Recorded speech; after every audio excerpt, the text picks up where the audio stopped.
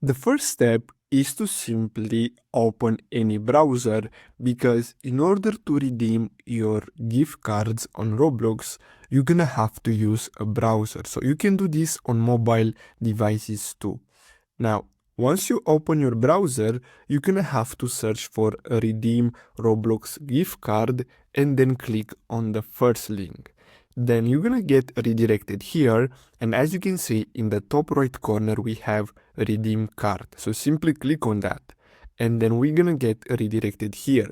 Now what we're gonna have to do is simply make sure that we're logged in into our Roblox account, and then we can simply type in the code, then simply check this box and click on redeem, and basically that's all we have to do.